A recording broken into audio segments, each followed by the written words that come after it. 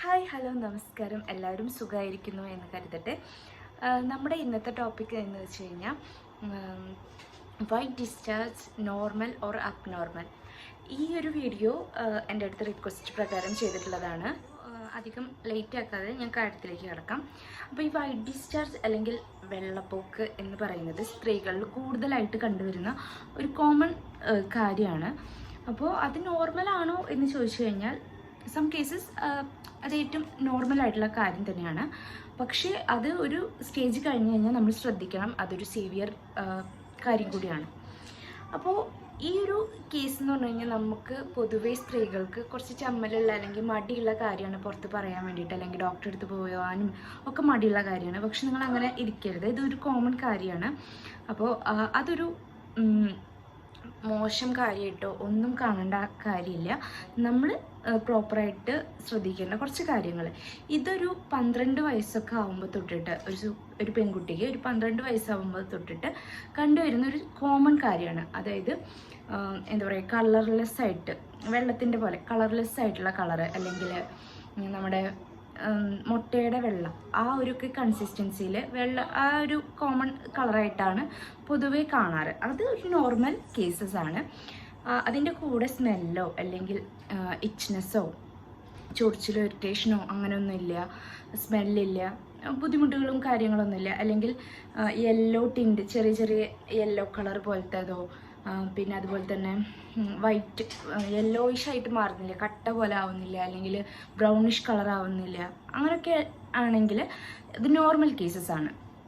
ഇല്ല, നമുക്ക് കുറച്ച് യെല്ലോയിഷ് കളറാണ്, മഞ്ഞ കളറായിട്ട് കുറച്ച് കട്ടിയിൽ കൂടുതലായിട്ട് പോകുന്നു, അതുപോലെ തന്നെ കുറേ ദിവസം നീണ്ടു നിൽക്കുന്നുണ്ട്, സ്മെല്ലുണ്ട്, ഇറിറ്റേഷൻ ഉണ്ട്, ചൊറിച്ചിലും കാര്യങ്ങളൊക്കെ ഉണ്ടെങ്കിൽ നമ്മൾ എന്തായാലും ഡോക്ടറെ കാണണം. നോർമലല്ല, അബ്നോർമലാണ്. കുറച്ച് ദിവസമുള്ളൂ എങ്കിൽ അത് നമ്മൾ ഹൈജീൻ നമ്മളെല്ലാം കുറച്ച് ശ്രദ്ധിച്ചു കഴിഞ്ഞാൽ ചിലപ്പോൾ മാറും. ഇല്ല, കുറേ ദിവസം നീണ്ടു നിൽക്കുന്നുണ്ടെങ്കിൽ നിങ്ങൾ എന്തായാലും ഡോക്ടറെ കാണണം. ഓക്കെ.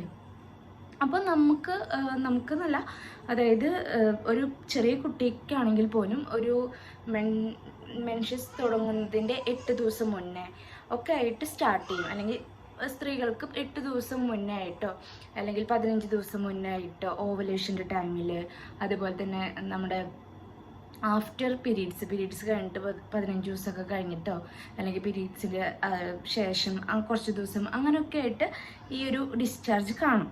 അപ്പോൾ അത് നോർമലാണ്. പക്ഷേ ഈ ഒരു സ്റ്റേജ് കഴിഞ്ഞ് യെല്ലോയിഷ് കട്ടി കൂടുതൽ, അതുപോലെ തന്നെ കുറേ ദിവസം നീണ്ടു നിൽക്കുന്നു, ചൊറിച്ചിലും ബുദ്ധിമുട്ടും സ്മെല്ലൊക്കെ ഭയങ്കരമായിട്ട് സ്മെല്ലൊക്കെ ഉണ്ടെങ്കിൽ നിങ്ങൾ എന്തായാലും ഡോക്ടറെ കാണണം. ഓക്കെ.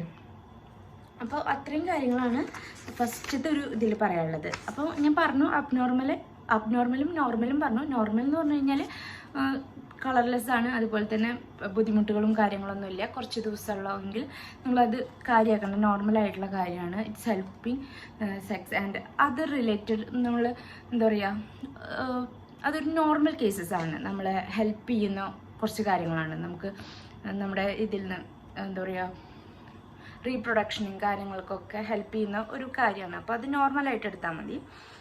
ഇല്ല, നമുക്ക് എന്താ പറയുക, ബുദ്ധിമുട്ടുണ്ട് എങ്കിൽ നിങ്ങൾ എന്തായാലും ഡോക്ടറെ കാണാം. ഓക്കെ. പിന്നെ കൂടുതലായിട്ട് നമ്മൾ ഈ പാൻറ്റീസ് നനയുക അല്ലെങ്കിൽ അങ്ങനെയൊക്കെ വന്നു കഴിഞ്ഞാൽ കുറച്ച് അബ്നോർമൽ ആണെന്ന് പറയും. അല്ലെങ്കിൽ ഈസ്റ്റ് ഇൻഫെക്ഷൻ കാരണം ആയിട്ടാണ് ഇത് കൂടുതലായിട്ട് വരുന്നത്. ഈസ്റ്റ് ഇൻഫെക്ഷൻ എന്ന് പറഞ്ഞാൽ കാനഡൈസ് എന്നൊക്കെ പറയും.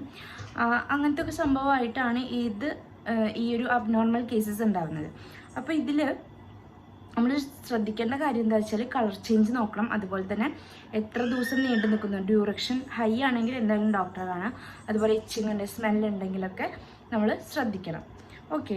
ഇനി അഡ്വാൻസ്ഡ് ആയിട്ടുള്ള കുറച്ചും കൂടി ഇതിനങ്ങോട്ട് സിവിയർ ആയിട്ടുള്ള കേസ് എന്ന് പറഞ്ഞു കഴിഞ്ഞാൽ നമുക്ക് പെൽവിക് ഏരിയയിൽ, നമ്മുടെ ആ ഒരു ഏരിയയിൽ നമുക്ക് പെയിന്, അതുപോലെ തന്നെ ബുദ്ധിമുട്ടുകൾ വന്ന് തുടങ്ങുക, നമുക്ക് സെർവിക്സ് വരെ ഉള്ളിലേക്ക് നമുക്ക് ചൊറിച്ചിൽ, ഇറിറ്റേഷൻസ്, അങ്ങനെ നമുക്കൊരു ബുദ്ധിമുട്ട് അങ്ങനെ വരികയാണെങ്കിൽ നിങ്ങൾ എന്തായാലും ഡോക്ടറെ കാണണം. അതുപോലെ തന്നെ നമ്മുടെ അടിവയറ് വേദന എടുക്കുക, നമ്മുടെ വയറുവേദന, കുത്തന വേദന അങ്ങനെയൊക്കെ ഉണ്ടെങ്കിൽ നിങ്ങൾ ഒരിക്കലും നമ്മളായിട്ട് എന്താ പറയുക, നമ്മൾ ട്രീറ്റ്മെൻറ്റ് എടുക്കാതെ നമ്മൾ ഡോക്ടറെ അടുത്ത് പോയിട്ട് കണ്ട് സംസാരിക്കണം. ഇത് ഒരു ചെറിയ കാര്യമാണെന്ന് വെച്ചിരിക്കരുത്. ഓക്കെ. പിന്നെ ഇതിന് റീസൺ എന്ന് പറഞ്ഞു കഴിഞ്ഞാൽ ചിലപ്പോൾ സെക്ഷലി ട്രാൻസ്മിറ്റഡ് ആവാം. ഒന്നുമില്ലെങ്കിൽ നമ്മൾ ഭാര്യ ഭർത്താവ് ആ ഒരു ഇതിൽ നിന്ന് ചിലപ്പോൾ ഒന്നുകിൽ ഹസ്ബൻഡിൻ്റെ ഇതിൽ നിന്നോ അല്ലെങ്കിൽ നമ്മളെ കാരണം കൊണ്ടോ സ്ത്രീകളെ കാരണം കൊണ്ടോ ചിലപ്പോൾ ഇങ്ങനെ നമുക്ക് ബുദ്ധിമുട്ട് വന്നിരിക്കാം.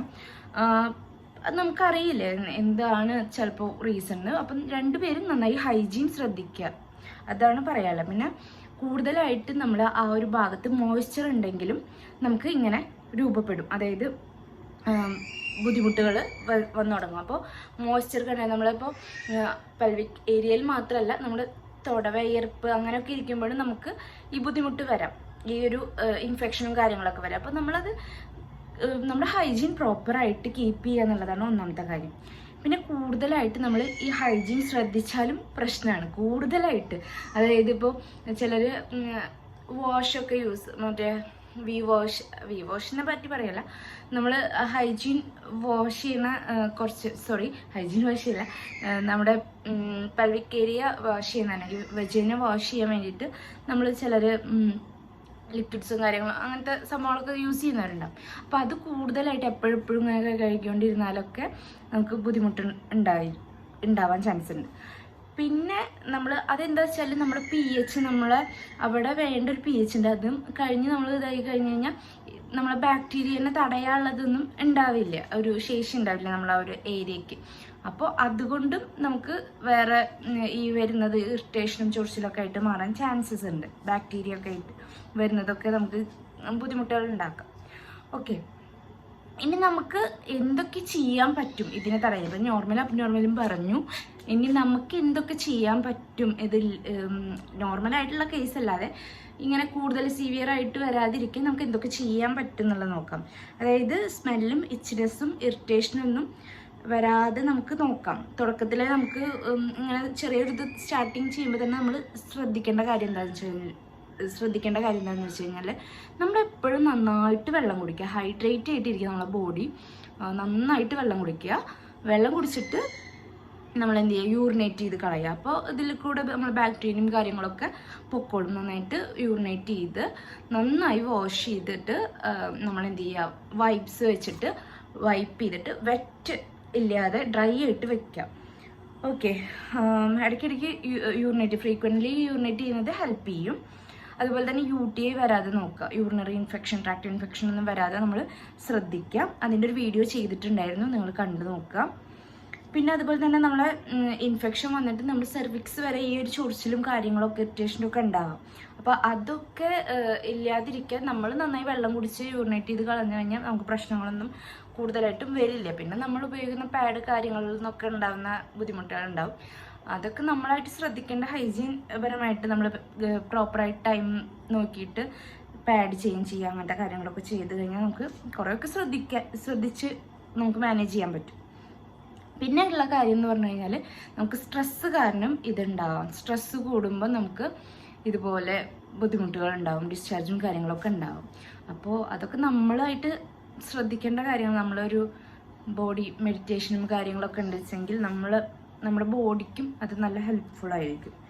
അതുപോലെ നമ്മൾ ഫുഡ് എന്ന് പറഞ്ഞു കഴിഞ്ഞാൽ ഏറ്റവും കൂടുതലായിട്ട് നമ്മൾ വിചാരിക്കും എരിവ് പുളി അതൊക്കെ അതിനെ ബാധിക്കുന്നുണ്ട്. കൂടുതലായിട്ട് എരിവ് കഴിച്ചാലും നമുക്ക് ഇങ്ങനെ ഡിസ്ചാർജും കാര്യങ്ങളും ഉണ്ടാകും. അതുപോലെ തന്നെയാണ് മധുരം, ചോക്ലേറ്റ്സ് അധികമായിട്ട് കഴിക്കുക. ചോക്ലേറ്റ്സ് എന്നല്ല, സ്വീറ്റ് കണ്ടൻസ്, മധുരം കൂടുതലുള്ള സാധനങ്ങൾ കഴിച്ചാൽ മധുരം ഭയങ്കരമായിട്ട് ഇതിനെ ഹെൽപ്പ് ചെയ്യും, ബാക്ടീരിയ വരാൻ ഹെൽപ്പ് ചെയ്യുന്ന കാര്യമാണ്.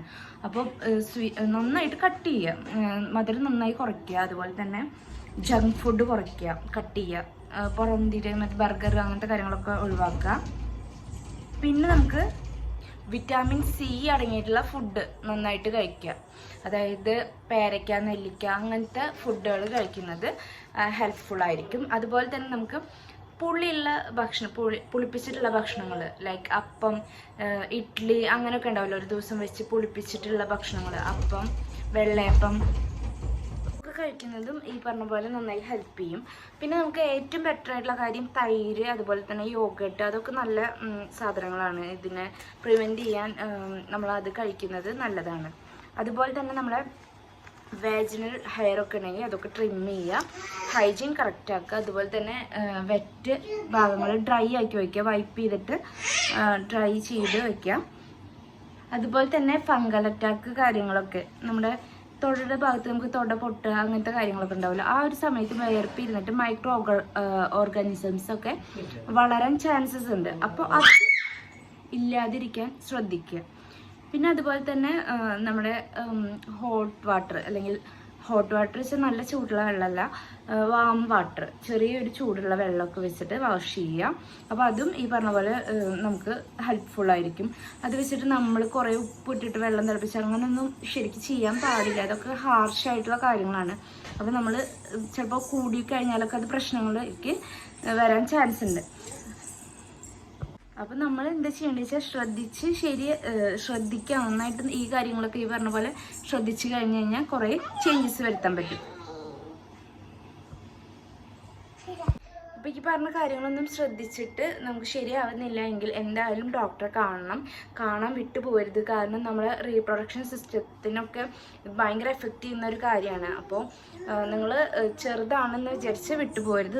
ഞാൻ പറഞ്ഞു നോർമൽ എന്താണെന്നുള്ളത്, അബ്നോർമൽ എന്താണെന്നുള്ളത്. അപ്പോൾ അത് നോക്കിയിട്ട് നിങ്ങളുടെ സ്റ്റേജ് എന്താണെന്ന് നോക്കി നിങ്ങൾ ഡോക്ടറെ കാണണമെങ്കിൽ കാണുക. അല്ലെങ്കിൽ നിങ്ങൾ ഈ പറഞ്ഞ കാര്യങ്ങളൊക്കെ വിറ്റാമിൻ സി അടങ്ങിയ ഫുഡൊക്കെ നന്നായി കഴിക്കുക. അതുപോലെ തന്നെ വാട്ടർ നന്നായി കുടിക്കുക. ഹൈജീൻ പ്രോപ്പറായിട്ട് നോക്കുക. ഓക്കെ, അപ്പോൾ ഈ വീഡിയോ നിങ്ങൾക്ക് യൂസ്ഫുൾ ആവുമെന്ന് വിചാരിക്കുന്നു. യൂസ്ഫുൾ ആവുകയാണെന്ന് വെച്ചെങ്കിൽ ലൈക്ക് ചെയ്യാൻ മറക്കരുത്. അതുപോലെ തന്നെ സബ്സ്ക്രൈബ് ചെയ്യുക, സപ്പോർട്ട് ചെയ്യുക. Okay, thank you for watching.